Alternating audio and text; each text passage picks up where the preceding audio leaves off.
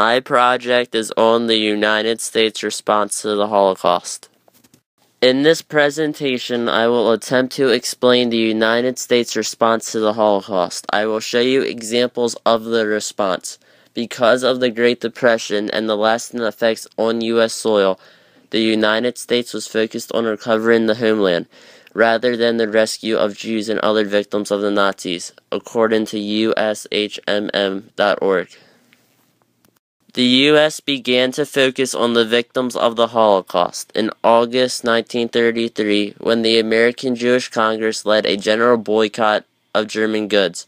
They were protesting the Nazi mistreatment of German Jews.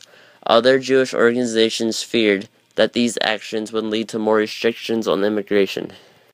In 1936, the American Jewish Congress established the World Jewish Congress.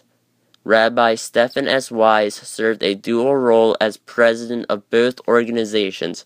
He was one of the most influential people during the time as he lodged protests with President Roosevelt against religious persecution of the German Jews. At that time, the United States immigration law, enacted in 1924, made it difficult for refugees to obtain entry into the U.S. The refugees were the people trying to flee their country from the Nazi forces. Therefore, many refugees had to go to other countries. In this photo, a woman on the left arrives in Prague, Czechoslovakia with her belongings in 1938, fleeing the Nazis. From 1935 to 1945, more than 200,000 Jews found refuge in the United States. In the year 1940, the United States restricted immigration by delaying visa approvals. In this photo, Jewish refugees board the SS Manzina for the voyage to the United States.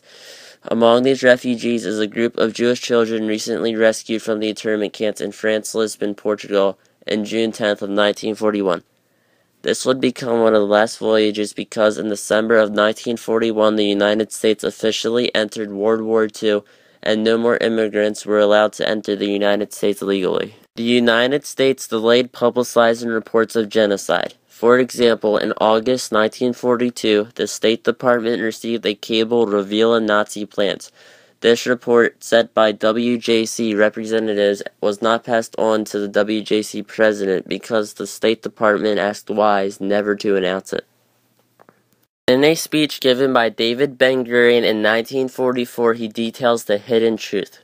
What have you done to us, you freedom-loving peoples, guardians of justice, defenders of the high principles of democracy and the brotherhood of man?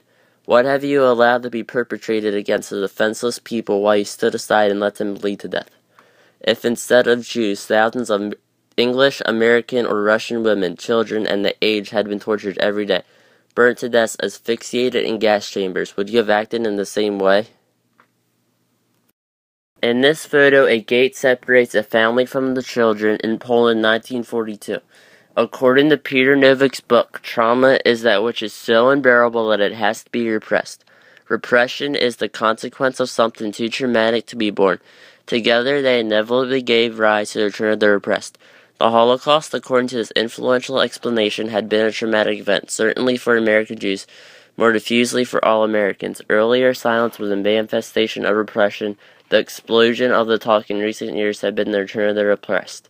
The Holocaust was too horrific to even think about. His quote details how the United States responded. The U.S. did not have enough power and money to help the victims because of the lasting effects of the Great Depression. In the end, the U.S. entered the war to bring an end to the Nazi repression.